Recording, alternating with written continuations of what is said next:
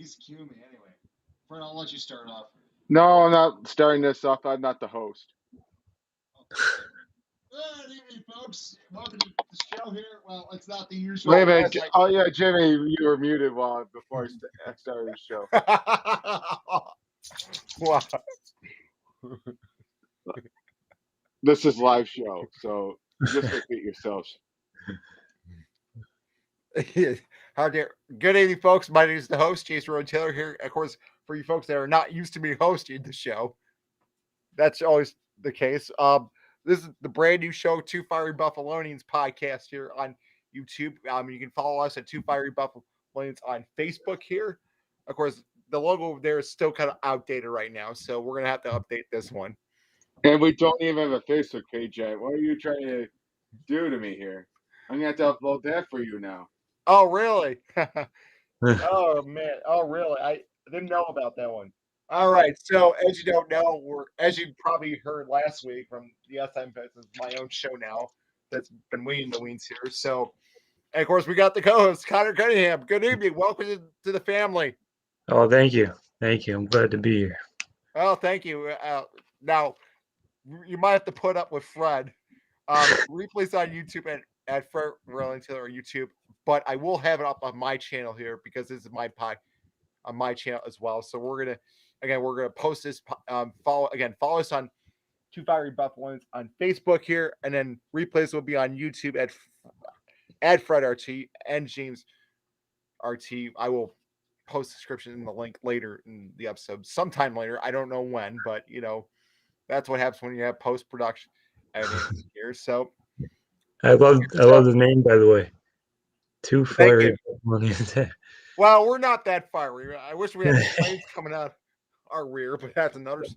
But that's not, Okay, so as in Two Fire Bubbles, I'm from the South Towns. Connor lives in the North Town, so it's got a great balance of Buffaloians here. So, so tonight here on this show here, as the title was suggested, Bills dominate. I mean, we're gonna talk about the Bills Chiefs, recap the Bills Chiefs from Sunday Night Football.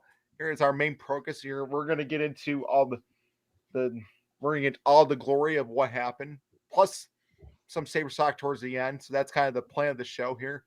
Though I doubt we might have thrown in some odd segments, by me, because you never know what I'm gonna do on this show here, because I can change it a heartbeat. So all right, so opening. So we're gonna have our opening. Start off with the Bills Chiefs review. We're starting with our opening takeaways. Connor, I want you to start. What was your takeaway from the game last night, besides the obvious? Don't you mean Sunday night, gentlemen?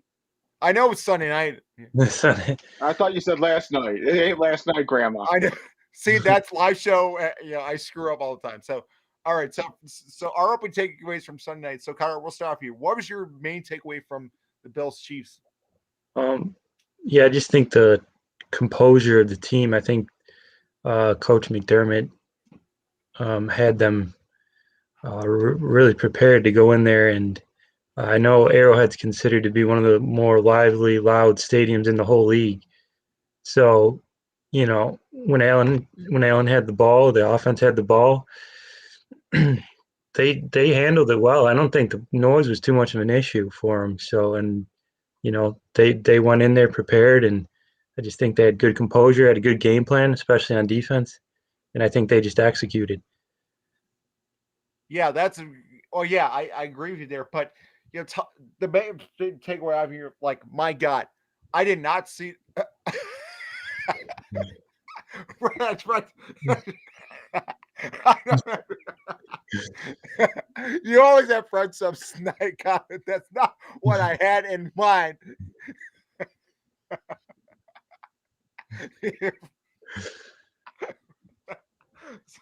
That's typical. Our other show here is Fred throws out some sort of butt going on there. So just getting used to it here. So Okay. what I take from game, what I made takeaways from the game, what a dominating performance. I mean, if you go back to 10 months ago, during the championship game, and when the sight of Stephon Diggs watching the Chiefs celebrate their AFC Championship victory, to what has happened, it's almost a role reversal. I mean, versatile. I mean, the Bills just flat dominated this team. I mean, it every aspect: offense, defense, special teams. I mean, you name it. I mean, they look like the better team than Kansas City.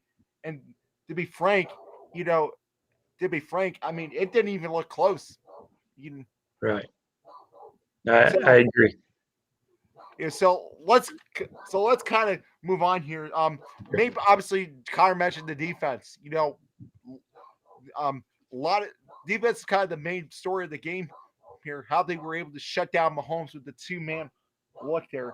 Um, just I mean, they have 9 guys on that defense that could rotate in and out, and they made Patrick Holmes look like a rookie, Yeah. or not as Fred said 9 but I mean, it was everyone got Rousseau'd. See, I gotta take over control of the show from Fred because Fred's always gotta do some sort of snide cop. Yeah. Here. But in all seriousness here, I thought Poyer and Heim had their best game. I mean, obviously my guy got the interception. To pick it 31-13, but all the Right. guys, Greg Rousseau, Boogie Basham, the front four, the defense made it hard on Mahomes all night. They got physical. I mean, yes, there was some penalty. There was a lot of penalties in that game. In the game here, I mean, on both sides. But the Bills did to Tampa. They can't say what Kansas City did them in the championship. Played physical. Right. They took a. And honestly, though, they really to only hold them to 20 points is beyond me. We're beyond me. You only give up 13 points average. Average is his time, but you give up 20 points on the Chiefs. I mean, it says a lot about what Leslie Frazier and this defense have, and Sean and what this staff has done. The preparation. I mean, yes, it's week 5. As it's 1 week 5 of 17-game season, but they came out and made a statement with Sunday night and took it. The Rousseau play where he tips the obviously one is the tip play, on that whatever play on Holmes drive, and to come up the only stuff they final drive there. I mean, what else you could say about the Boogie Bash and Starlo Tulane had a great. I mean, that whole without Matt Milano in the lineup. I mean, man. I mean, if you would ask me last week, because I, have predicted him to be a high student, to predict again to only give up 20 points to the Kansas City Chiefs. I mean, you are doing something right. Well, I tell you what, that Milano injury had me really worried. I was specifically impressed really by how they handled Kelsey. They really limited him to. I mean, he had a few grabs. He's always going to have a few catches. He's one of the best tight ends in the league. He's got one of the best quarterbacks thrown to him. Tyreek Hill too. He made a couple good plays. And they get creative with ways to give him the ball. But I thought, okay, Milano's going to be out. I think Milano would have been a key piece to covering Kelsey if he was playing, but they really didn't have much of an issue. I think they just had an excellent game plan. I think Leslie Frazier and his staff, and obviously McDermott's a defensive-minded coach. I just think they had a great plan, and I was really impressed by how they handled Kelsey and Hill. The two point off of that, the two deep safety, what Tampa Bay did during the Super Bowl. They played. They're not going to. They forced Kansas City to throw underneath. They did not want to beat you. We're going to say, okay, we're not going to let you beat us over the top. We're going to try to make you underneath. Be physical. We're going to have to make you stay in the pocket, get pressure with our front four, and make you do the chunk plays. Right. Chunk plays. So that to me was really the key game plan. And then, for them was, that front four. Without the front four, I think it'd be a much different story. I mean, that was the talk of offseason, how they could not get pressure on Mahomes. This is what the Bills front office, Brandon Medine, Sean McDermott, did was they addressed the defensive issue. and they succeeded. I mean, this was the goal in mind, was to beat Kansas City, and they proved it. And they Yeah, absolutely. I think that was the biggest takeaway after that AFC Championship game is, okay, we got to in this offseason, we got to find a way to improve this pass rush, and you know, add in the young guys. Rousseau, I mean, what a great play you mentioned earlier, that interception, just great awareness. I think, I think the Bills, Brandon Beane and his staff, they obviously like the raw guys, that they could really develop. I think Allen's a perfect example. But on the other end, I think Rousseau is going to be the same way. I mean, he's what is he, 6'8"? 6'7", 6'8". I mean, he's a freak of nature. I mean, the length of this guy. Yeah. I mean, what a steal. I mean, again, he's got a lot to learn, but man, this first 5 games, unbelievable. I mean, that's all you can say about him. I mean, and the number one defense on top of it. Yeah. We're not forgetting the Poyer interception. There was the Micah Hyde interception. It was not Jordan Poyer. So you made a mistake. So that's mistake number 1 on the show here. Mistake number. Poyer did have a nice. It's the first show, so we're gonna allow it here. Pilot on here. So switching gears to the offense here. I mean, Josh Allen, he only had 15, 26 minutes for 315. But my God, I mean, talk about that offense. Let's first talk about Dawson Knox here. Yeah. Dawson Knox, he's come out this year and really become a vital part of this offense. I mean, the knock on him was, he couldn't make these plays. Well, now he's come one of the most reliable weapons in this offense. I mean, along with Stephon Diggs, the addition of Emmanuel Sanders to the offense. Obviously Gabe says he's Cole Beasley. Motor and Moss. I mean, you have so many weapons on this offense that you never know what's going to happen week to week. So that's the big on the upside. My big thing from the upside. Oh my God, they made Kansas City defense, which is already the worst defense, might be the worst defense ever in the NFL right now. We'll get to that more later on. Yes, and Dawson Fort Knox. The one play I talked to you about over at work, where Josh Allen rolls out to his right, run 15 miles per hour, and really threw a missile down the sideline. I don't know if Snead where he was looking, but my God, I mean, this is towards the end of the second quarter. I mean, obviously the first one to say to the Sanders great, then the one to Diggs a little bit after, but my God, right. But that Dawson Knox play, besides the Air Allen, was probably signature was the second play. But we'll get to the Air Allen thing in a second. Discuss more about that. But this guy is Dawson Knox. Fort Knox is a force to be reckoned with. It's huge for this offense to have a great tight end. I think he just took a couple years to develop. Of course. What is this? His third? Is this 4th season? Third season, actually. Third season. Yeah. So he, I think the past couple seasons he had some head scratching plays. Some drops, like easy drops. But I mean, this year he's really come on, and he's going to be an essential piece to this offense for many years to come. I think defenses are giving a lot of attention to Diggs and Beasley. So guys like Sanders and Knox are, you can't double team 4 guys. I mean, so yeah. Don't forget Gabriel. Don't forget Gabriel Davis. I mean, I know he's sort of right now, but he's gonna one of these days show up. Like you said, you never know. Like I said, you never know what who's gonna get the ball. I mean. No. Diggs, Beasley, Sanders, Davis. It doesn't matter. You're not going. Defense are going to have a hard time matching up with this offense. I mean, absolutely, and especially early in the game, you could tell the game plan was to give Allen a lot of runs, and wow, he just had some excellent. He looked like a running back there. Just it looked like circa Josh Allen 2018. Here Allen flies again, gentlemen. They get the Bowen 747.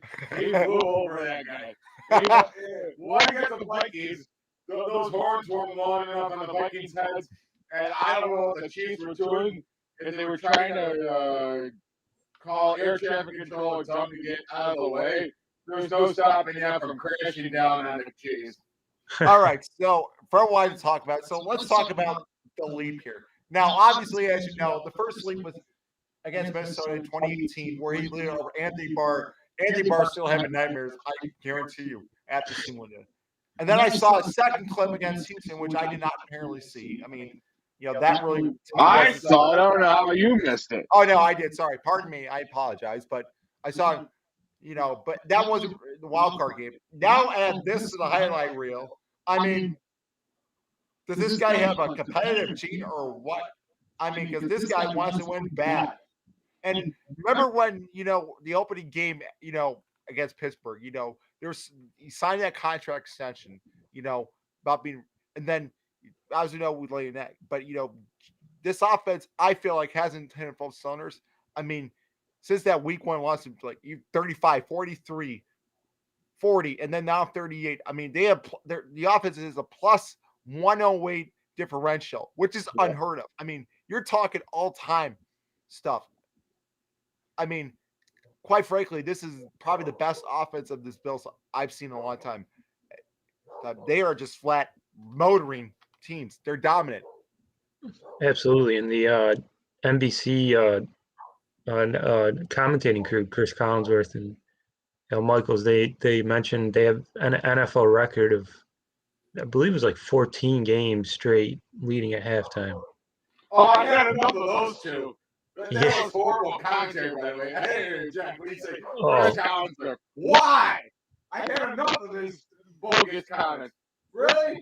Why are they on Sunday Night Football? These are going to be so biased. Like, I remember watching Collinsworth. NBC had the Super Bowl. You guys remember the Super Bowl when the Eagles beat the Patriots a few years back? That's right. Yeah. Who cares about the Patriots now? But you know what? Whatever. No, yeah, but Collinsworth with Tom Brady, that Super Bowl is so ridiculous. He's like, he's announcing the Super Bowl whole game. He's like, Tom. I mean, he's biased.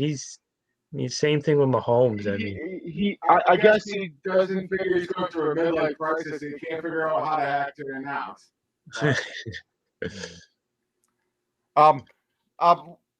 Off a little subject here before we get to Kansas City. The referee. I mean, this past week was a big. Don't get me started. Fred, do you want to chime in the referee in here? No, I'll let you two debate about it. Now, Fred, I want to see your face here. So there we go. See, yeah. So normally you be the host of this podcast, but Fred, what do you think of the officiating? I would say it would be like penicillin. The referees. No, there were a couple calls that they were going to call every little thing that moved. There were some non-calls, there were some bogus calls. But that's NFL for you. What do you expect? No. Yeah. I was more offended by the Chris Collinsworth disses than the referees, to be honest with you. But the referees were absolutely tragic. Quickly back on that Collinsworth topic. There's a little controversy. I think Allen it must have been a run, and when he was getting tackled, like some guy was grabbing his leg or something. I saw that. And then Collinsworth was saying something like, well, if you're this grabbing his leg, you got to bend it this way to try to, like, implying that you should try to injure him. What is Collinsworth? I don't think that's what he meant. I mean, you try to twist Collinsworth's leg and then see how much he feels after the game. Right? He played in the league once. He's so blasphemous. He might as well be in ESPN. He's ridiculous. We know he's ridiculous. But I swear to God, they had to put Drew Brees in the booth. Does he have life insurance? from Geico. Otherwise, you can save 50% on car insurance or whatever insurance you want, or the Progressive can cover it any time. Well, he makes bad comments, so. That is another subject for another day here. So let's go to now the main issue, the final drive here. You know, where the 1-6 out is the final drive where Josh Allen, you know, there's a roughing the passer supposed, you know, the Chiefs would have been an interception, obviously. Interception, where of course the pass, the roughing the passer call. Oh, that was probably the best drive of the Bills. I gotta say one of the best all-time drives for the Bills all time. Wouldn't you agree with that? Oh, absolutely. I mean, You they know, closed out the game. Yeah, it was clutch. They, you know, that hour rain delay worried me. I said, "Uh-oh." I mean, I think this could play into Kansas City's hands here. I think they could, you know, the hour halftime. You know, I said, you know, the Bills are sitting around. I think, you know, the longer it goes, the easier the momentum may be able to turn. And they came out and just handled business like usual. So, you know, yeah. very So impressive. yeah. Speaking of the rain delay, so a quick little story here. So I was over at a friend's apartment, you know, up till like 10 o'clock Friday night. Oh no, Sean Merriman! I gotta throw this out. Oh, what? Oh, now you got to interrupt my show with a Sean Merriman comment. Yes, because WGR 550 posted Merriman's highlight quote: "Josh Allen is the best quarterback for Buffalo, but Herbert is better overall." Oh, Wow, that's a pretty bold statement right there. yeah, We'll talk about that. I'm throwing shade to the Bills fire because I want you guys very fiery and debatable. Oh, we're already fired up, Fred. yeah. But Yeah. regarding the whole refereeing and the penalties, you know, I think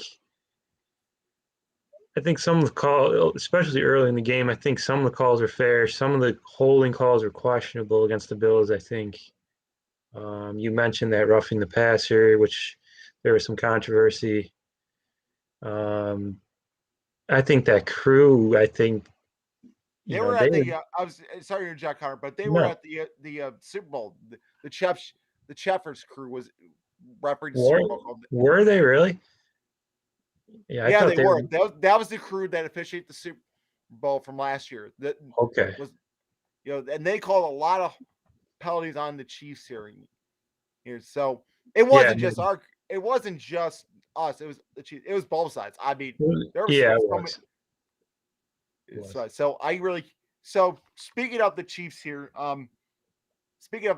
we got to talk about defense because, quite frankly, they're on pace to be the worst defense in history, in NFL history, and we're not kidding. You know, they invested on but remember, Super Bowl last year, their offensive line was injured, and I mean, what has happened to this defense? I mean, the stat was to give up 7.1 yards a play. That's more than Gray showing on a turf. And I mean, this is probably the worst defense I could ever recall. I mean, I don't know. Worse than a $2 steak, gentlemen. I mean, this is unbelievable. I mean, the opening drive of the game, you know, just scoring the run.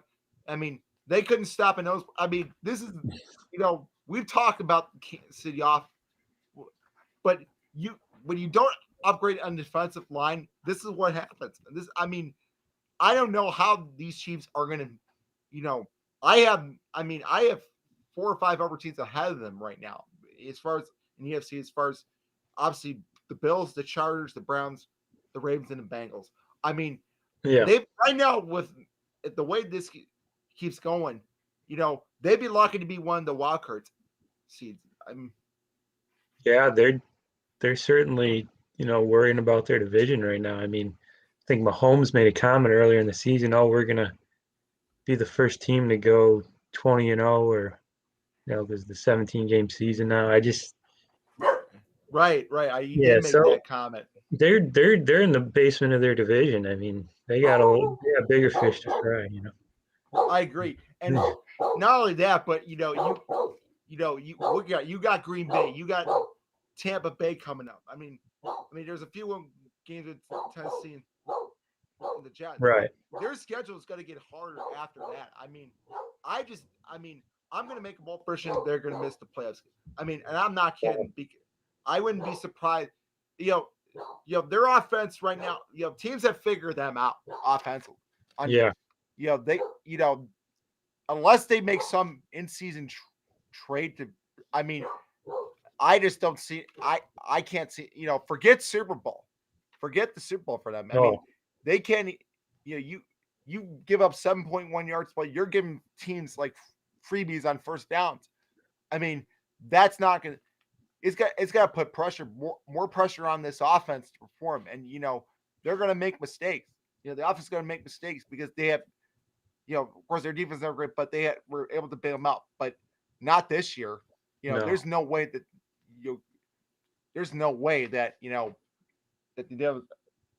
excuse me. There's no way that this defense is going to build the offense out like in years past. There's no way. No, they're just. I don't think they were. The past 2 seasons the greatest defense. The past two consecutive Super Bowl runs, but I just the decline, such a rapid decline of the team overall. It's really surprising. Everyone this year expected the Chiefs to be, one of the top AFC contenders. They're already playing their way out of that. Yeah. Go ahead. Sorry, no, but they're saying the Bills have, remaining one of the easiest schedules in the league. We still have a game against Tampa, but our division is horrible. The Jets, the Patriots, we only played one division game so far. So, and then you look at a team like Baltimore, they had a great comeback win against Indy Monday night. So, I think, the Chiefs they're already out of the top of the conference contention, I think. So early in the season, it's just so surprising. But I'm happy to see that anyway. Well, I'm happy to see.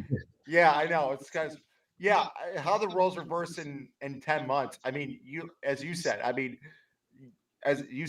they're like out of contention for top AFC right now. I think they're out of contention, period, for best team in the NFL right now. Oh, absolutely. The Bills have made a case. The Chargers, Arizona, they're 5-0 right now. The Bengals could, with Joe Burrow, can beat Lamar Jackson. They're, like I said, as far as like the young quarterback crop of the AFC, teams have just gotten that much better, and the Chiefs have sunk. Right. That's what's, and speaking of the offense here, Patrick Mahomes, yes, he's talented, but their offense based on quick strike. They're not when you get into like the chunk plays, that's where they struggle. And quite frankly, that's the biggest number right now. Like the offense needs a running game. They need to go for more of the chunk plays instead of the big downplay plays because it's not there. And like I said, because teams are scouting that. Right. You know that if you allow them over the top, they're just going to burn you. So you can't. Yeah, like I mentioned before, how much of a non-factor Kelsey was in that game was just. But like you said, they've had a couple losses this season. I think teams are just figuring them out. So it's a Bills fan. It's certainly good to see, and if I might go a little off topic here, I think Mahomes is kind of the new Brady. How many years have we watched Brady dominate the AFC East with the Patriots? But Brady would complain to the ref after every play. Mahomes was doing the same thing Sunday night. Every single play, he's looking to the refs, complaining about something. It's like, come on, man. Well, you can tell he's frustrated. Yeah, we have not seen Patrick Mahomes this frustrated. He's not I used to it. He's not used to the losing, and it's why it's fun to watch. I mean, Well, I watched a little bit the soundbite programs. Like he's after the game, he has to get better. Yeah. About making decisions. I mean, these whole plays. Yeah, you can do that when your defense is comparable. When your defense is bad, those whole plays are not going to work. They're just not gonna they're just not gonna be effective like they once were. Now he had the one play where he got to Josh Gordon. Of course, again, we'll see how that chemistry develops. But the one thing they're missing, of course, is Sammy Watkins now, because he was the one that opened up the offense. Yeah, he gave him size. I mean, I think that's why they brought Gordon in, a little bit of a bigger receiver, and so we'll see how that works out for them. I mean, but as I said, it's going to be a long season for the Chiefs the rest of the game. I mean, I heard Jiffy Lube was hiring, by the way, for the Chiefs. What? Mahomes needs to go to Jiffy Lube and go apply there. I'm kidding, of course. Oh, Brett again with another shot at the Chiefs tonight. yeah, he's eager to take a couple of shots there, Freddie. I'm always eager. And when it's not Tom Brady, it's Patrick Mahomes. So, I mean, that's what I said. Mahomes is the new Brady of the AFC. I mean, I heard you. Yeah, Brady's a new Gronk. Gronk's a new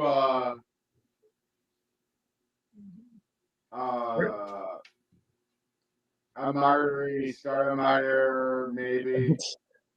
Amari. I'm kidding. Okay. All right. So, on this topic of, what I've been saying here, Bills have been number one in the power rankings here right now. So let's do a little bit of AFC power ranking right now here, just the top five. I have Bills at number one because they're the most complete team. So let's just see. Who's the best quarterback right now between three? If you had to pick right now, Josh Allen, Justin Herbert, Lamar Jackson, or Joe Burrow? Well, I may be biased, but I didn't say Allen. But I totally agree. I mean, I'd say Lamar had a great game on Monday night, this past Monday night. So he's who would you put second? I'd probably put Lamar second. Lamar second. Justin Herbert is number three. I mean, Yeah. what they got. That's the one thing I worry about is Justin Herbert. As I get interrupted by Mavis here, she's barking at something. Isn't she always barking at something? Yeah, that's true. I love her anyway. Let's be truthful, though. I mean, that's the one. But the Chargers, that's the one team that would scare me, legitimately. I mean, Yeah. Oh wait, I forgot. Baker Mayfield.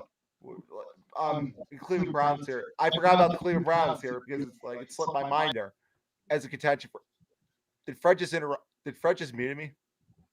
No. Oh. Well, then I don't know what happened. Myself, but your mic's picking me up. Oh, okay. I can't hear Connor at this moment. I don't know what happened. Turning me back. Okay. I don't have the mute. Oh, you know what? It's my. Oh man. Oh. Okay, I'm back. Yeah, sorry about that. That was my headphones. Apologies there. So apologize for technical difficulties. So I'm back. Okay. But not forgotten. Not forgotten. You're right. There we go. Yeah. So apologies to my speaker off the charge them up. You see, it's a live show. Technical difficulties. The show keeps rolling. They keep rolling. Yeah, that's right here. So that's right. All right. So back to right now, Josh Allen.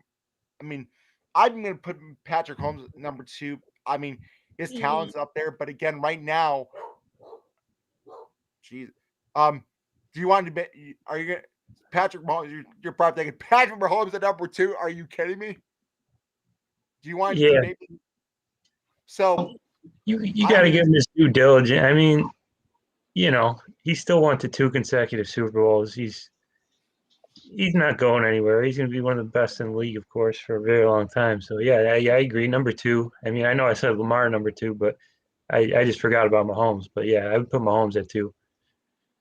And then, Yeah, but it's gonna be interesting to see the next 5-6 years, because Joe Burrow, Justin Herbert, eventually got to have Zach Wilson, Trevor Lawrence, involved in the conversation. I mean, this If is the Jets don't mess Zach Wilson up like they did Sam Darnold, yeah, that's true, very I true. was going to say it's such a dysfunctional organization. I mean, It's what still else is new? it's still amazing how they beat the Titans. Couple last. yeah, Weeks that was impressive. I mean, that was an impressive win. I mean, Who didn't have their coffee, by the way? Dan Campbell. Oh, Yeah. we're still waiting on Trevor Lawrence to get his first win. So yeah. That whole Urban Meyer situation. Just to go Yeah. off topic here. Man, what What? a disaster right now it is in Jacksonville. What in the world? So the controversy is they were at an away game, and after the game, he goes out to a college bar or something, right? In Ohio, because he's In Ohio, okay, yeah. So familiar territory, and then he flies home without the team, and he's had trouble. He's had little incidents like this in his college days. I mean, I never was too big of a fan of that. I mean, let Jacksonville do what they want, but some Yeah, some guys I mean, just it's just ugly right now. I mean, I I wouldn't be surprised he gets fired mid-season. Unfortunately, I hate to say it, but the controversy, there's no, they're not winning. If they don't get turned around soon, then you have to fire him and get somebody in there that can develop. We know Trevor Lawrence is a great prospect, but if this circus continues on, I just don't see. Jackson's going to be drafting number one again, but not a quarterback. But I mean, this is supposed to be a competitive Jacksonville. I shouldn't say competitive. I mean, supposed to have progress, and this is just not good. absolutely. So where's my over? Okay, so I'm looking for my over Q card because I gave Fred my over Q card. I can't seem to. I need my over Q card. I don't have it. You only give me one. Oh, jeez. Oh yeah, it's on the floor, Chief. Yeah, I got the rest of the cue cards. Okay, thank you very much. That's what I needed. Here, that's what I needed. So moving on. So on to the Bills versus the Titans here. So that's going to be an interesting Monday Night Football prime time again. Another prime time game on Monday night. Obviously Derrick Henry in the run is the big story. I mean, what's the a little preview. So what are going to be the keys for Bills to get a win in Tennessee? Now before that, we obviously know what happened last year with the COVID situation. That kind of threw much, but so I'll start off with this one here. My keys to the game is stopping Derrick Henry. I mean, he's been a monster this year. He keeps getting better. I mean, if you can stop Derrick Henry in the run game, I mean, then you can stop the play action. They obviously have weapons here, but stopping Derrick Henry is the key. And then the other thing, play great defense. I mean, defense and keep teams off balance. I said last week on the other show about you got to keep teams guessing every week. I mean, you have a great offense, just so what are your keys? Sorry to my long diatribe. Yeah, it's the main key is obviously, like you said, stop Derrick Henry. And I saw some stat, the past 3-4 times the McDermott Bills have played the Titans, they've held Henry to like 60 yards, under 60 yards each time. So, we'll trust the defensive coaching, and I think they'll have a great plan like they did against the Chiefs. And the second key is just, if the offense can keep firing like they did last week, I mean, Yeah, I think. Yeah. yeah, this is an interesting matchup too because Yeah. if you thought the Chiefs were a revenge matchup, wait until this one because obviously this, I think if you thought, I said if you thought Kansas City was a revenge thing, this is sure going to be a slugfest. You know, a, a slugfest here. So my score prediction for the game, I'm going to go Bills 30, Tennessee 21. Um, again, I'm kind of keeping the 20 points. I mean, I don't think Tennessee, I don't know if it's great or not as great a passing offense as you know as Kansas City. Um, I just think that the Bills are far away the better team than Tennessee right now. Yes, Tennessee, I know it's good. I, you know, but they're not as, but they're not on the Bills level. They're, I just, you know, I was surprised last week. I mean, I think actually, it's gonna be 38 20, 30 20, 30 15. I mean, I just see this offense steamrolling Tennessee. I don't care who we go up against. We're gonna roll into that bye week like it's nobody's business. We're just gonna be dominant with another W, 30, 30 to Yeah. 21. Yeah. They got to cap off the revenge tour, and I'm my score prediction. I'm going high for the Bills. I mean, 38-24. I'll say. I think they're just going to keep rolling with those close to 40, totals. It just So, doesn't feel like this offense is clicking on all cylinders. I let's just be honest. I think a little bit last week, but I think they want that. We want that number one seed. Number one seed. I think this team's gonna see.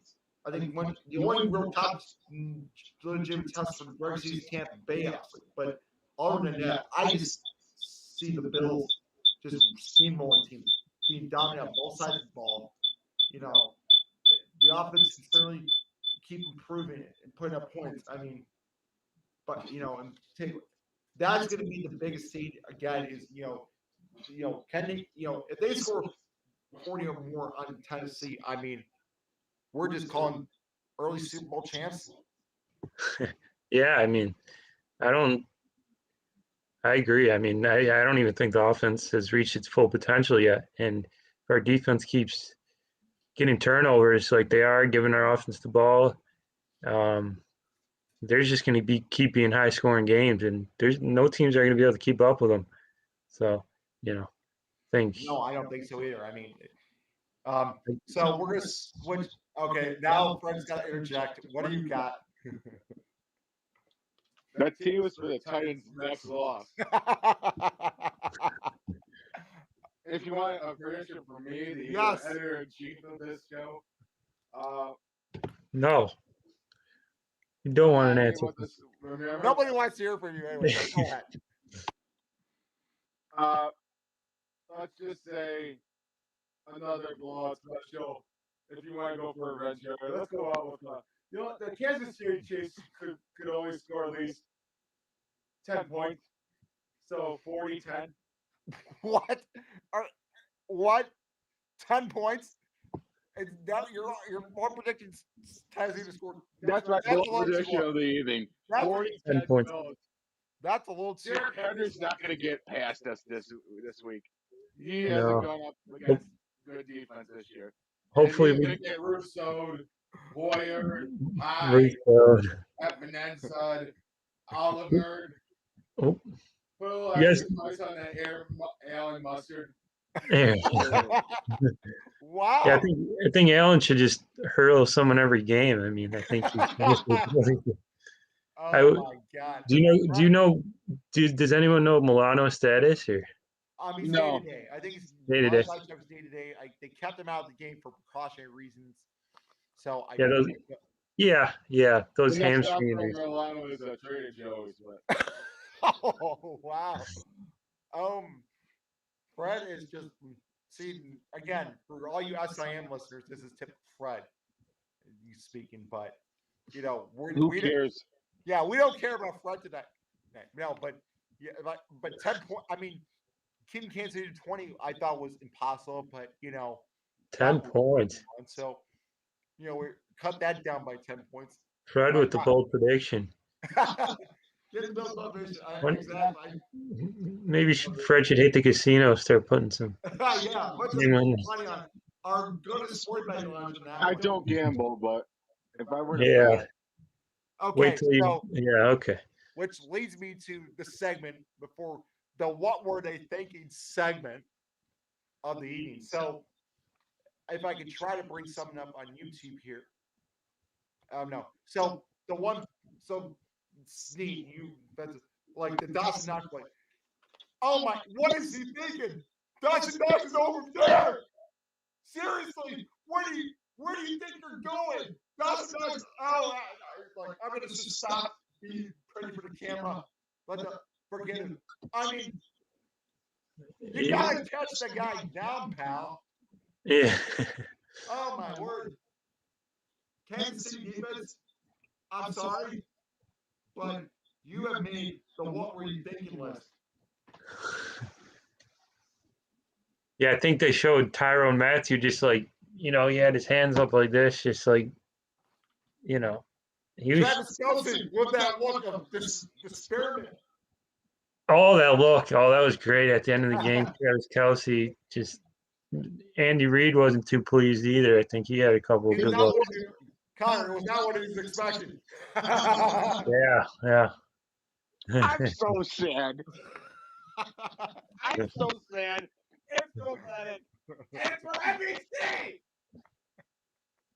It's for NBC. How many times do we have to hear college work broadcasted given? I say they just put they put Sorry, Connor. I can't help myself. They get the crying towel. The Collins crying pillow tonight. you thought he was bad. What is the crying pillow?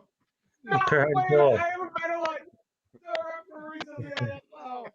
Oh, we gotta call penalties. We gotta. Wait a minute. Do I see anything? What? Wait, is the Chiefs? What I'm doing in Chiefs? Flagrant fouls. Because we know they're gonna loosen the Bills, and we still want to get it out of it. Oh my word! Fred with the entertainment segment of the night. So we're Fred with the segment of the night. That's our plug-in for the segment of the night. Fred, brought to you by Tim Hortons. Yeah, so Tim Hortons. I don't even have a towel. We didn't need a towel, Fred. We didn't need a Jimmy towel. Spencer would be proud of me. Oh, absolutely. For those that don't know, Jimmy Spencer, he's a former NASCAR driver. He had those emphasis segments on Race Hub with his crying towel. So Fred, in honor of that, so that we might have that segment on for crying pillow of the week. Yeah. Do we have Yeah, any might be. candidates? What other candidates do we have for crying pillow of the week? What was? No, we're not going there. We're not going there. We're not going there. I'll go there. No, we'll save for Let's go there, you two. no. So let's just switch up gears here to the National Hockey League shares. But before we get to that, didn't you see there was obviously a return of NHL on ESPN coverage last night? So they had the Penguins against the Lightning there, and then the evening game in the West Coast was the debut of the Seattle Kraken against the Golden Knights at T-Mobile Arena. I mean, talk about their return to coverage last night. I mean, what an impressive. Some of the cameras. Yeah. The one camera they showed was to show you the speed of the game. I mean, up close, the low camera, which is not normal game camera. Yeah. That was probably one of the best things. You see the actual speed of the action, how fast these players have to make split-second decisions of the puck. I mean, quite impressive, don't you think? Yeah, I think ESPN taking the NHL games is just can't do anything but benefit hockey. Just getting it out to more people, and I'll be interested to see what happens on TNT coverage. Yeah, TNT, and I think they have Gretzky on their crew. I think their pregame crew and their Liam McHugh's intermissions staff. He came over. I mean Kenny Albert, Eddie Olchuk. I mean, yeah, it's gonna be. So that's I know. It's it was like you said. I mean, I just turned on ESPN yesterday, and there's a hockey game. It's just you're not used to it, but it's going to be great. It's I'm been a not sure. long time. It's It been a was long time. 14 year, more than 14 years since the last NHL game was telecast on the air. Oh no, it was 14 years since 2005.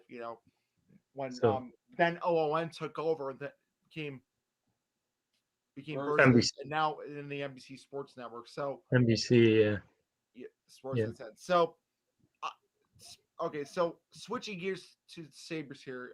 Obadiah against Montreal against the Canadians Thursday night. That's a 7 game on MSG. It was announced this afternoon. RG's final 20 games, final 20 home games be called this year. This is the final farewell of Rich Rett. So we want to wish Rich Rett, the best in his final season as broadcasting Sabres. As everybody knows, he's a legend in these parts, legend around Buffalo. We all know that. I mean, so it's going to be sad to see him. It's going to be sad, I'm sad for him for not getting the Stanley Cup for him. I mean, what a great career for the guy. I mean, broadcasting. I mean, 5 decades of this franchise. I mean, franchise. I mean, yeah, absolutely, absolutely. So, I- so that's major. And then obviously, so quick bullet points here. We obviously know about the Jack Eichel situation. We'll get to. We talked about last week on our podcast the situation there. Darren Drake. So quickly on that, obviously, there's news that the Sabres are willing to add conditional picks to the trade. These seem like they're moving along more. I mean, trade. We don't know when trade's got, but it seems like it's seemingly more closer than it would have been, a few months ago. yeah, I think, like you said, the conditional picks. I think both sides might start having to make some concessions just to get something done. I mean, I'm not sure if Eichel's new agents is going to help any.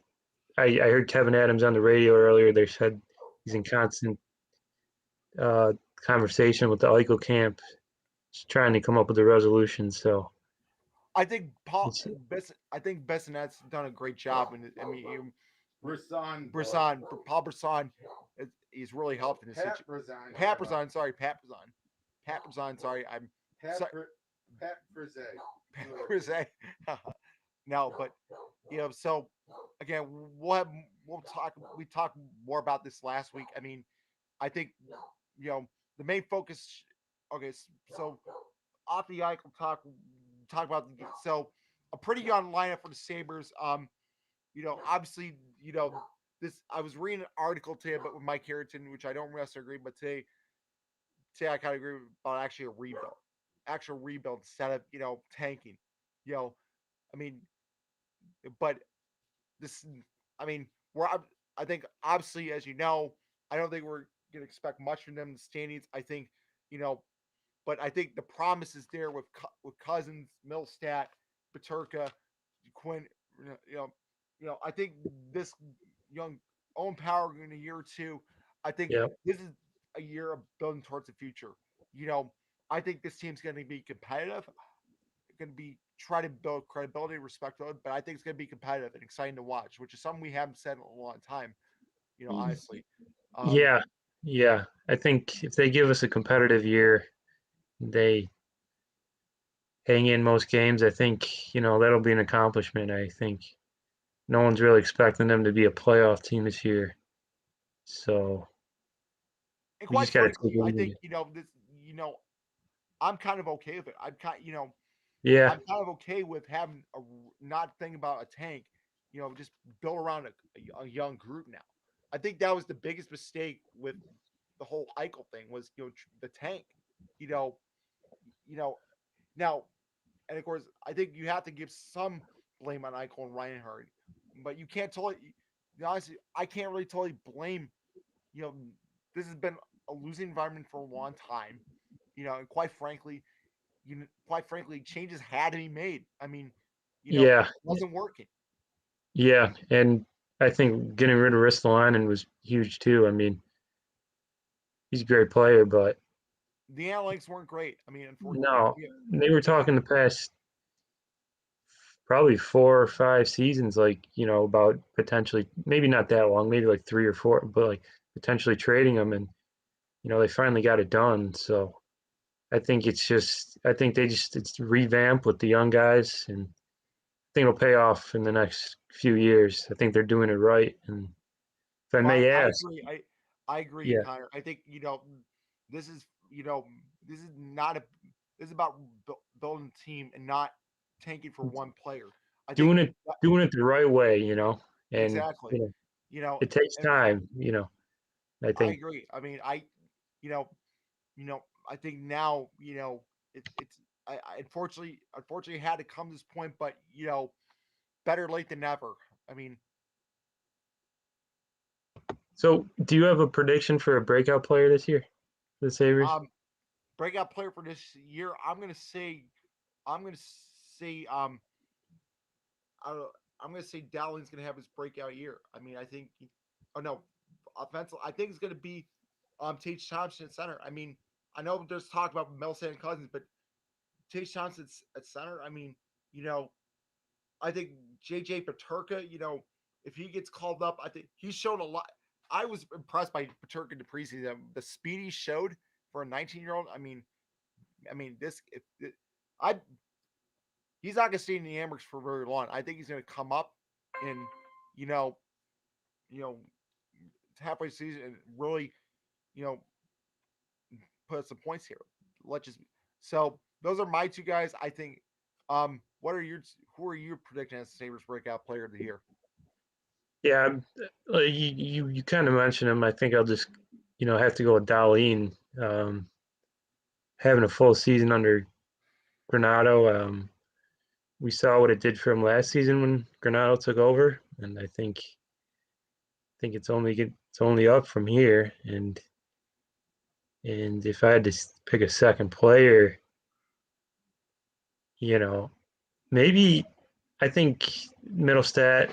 I think we can't forget about Olofsson. I mean, we already know what Olofsson. He's a great goal scorer on the power play, and so do you think there's room for improvement for Olofsson? I It's mean, I think I mean if he gets to 20 goals this season, that'd be a great year for him. I think again, I'm not expecting like the 30 goal season from Mike. I'm not. I think as a group, I think you got to you know. I'm thinking I think 20 goal season might be in the possibility. I mean, you know, that's just. I mean, Skinner could have a rebound year. I mean, the last couple of years, has been a disappointment. I think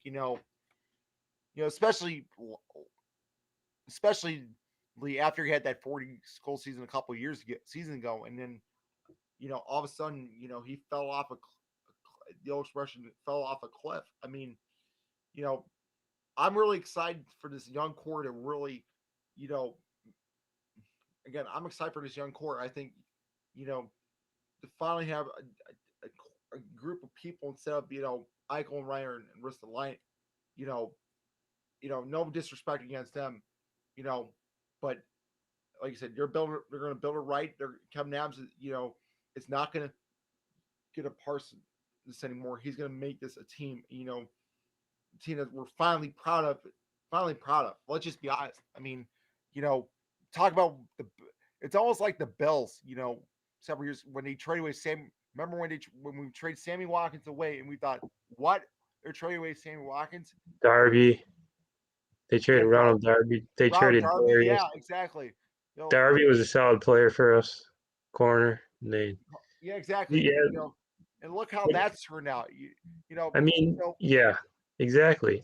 If you got the right McDermott and Bean, I mean, if you got the right guys in place, hopefully Adams and Granado are the right guys for the Sabres. So I think they're doing it right. So time will tell certainly. I think you guys are drinking way too much coffee. no, No, I've learned in the past, to be quite frank, that I would not want to give any more predictions or spoilers. I don't know what's going to happen with this season, gentlemen.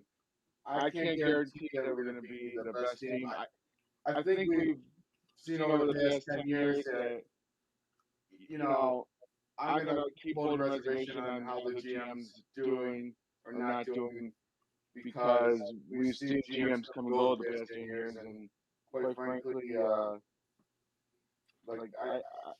going to be on the wait and see this time around, see how this develops, whether this even turns into anything or not. Yeah, I agree. It's been a revolving door, I think. Just like Dave Sponson. No, I kid. Go ahead, gentlemen. All right, so we're gonna close out the show with the theme of the show here for biggest takeaways of the night. So obviously opening show.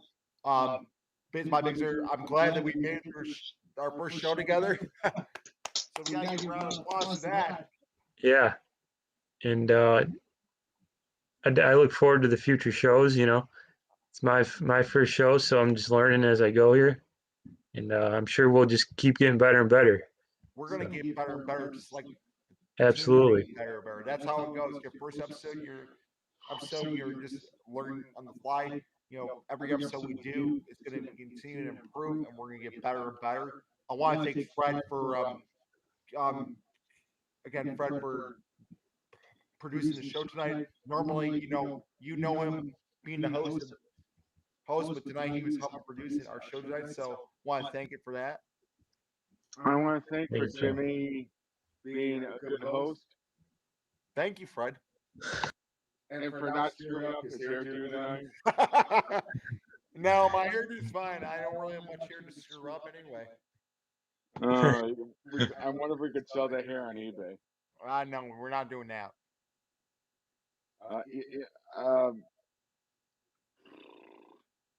Who are we thinking? The priest? No, I don't know. We're thinking. No, I'm just happy that you guys could do this finally, and hopefully, cheers to more successful shows. Well, thank you. Well, it's been too long. I mean, I've had this in mind for over a year now. I mean, just finally more than a year, a couple years. So the time was finally right to just pull this show on the plug here. Again, I want to thank everyone involved in the show tonight. Again, follow us on Two Fiery Buffaloians on Facebook. Smash that like button. For those who are going to be listening on YouTube, the replay, smash that like button. If you have any questions for future episodes, please give us our feedback. For suggestions for future topics. Also we want to have some future guests on the show as well. So please message me in the comment section if you want to do a podcast or a show. Again, the name our show's Two Fire Buffaloians. I'm James. He's Connor. Have a great night. We will come back next week for another show here. Sounds great. Look forward to it. Absolutely. All right. This is James. This is Connor. Have a great night.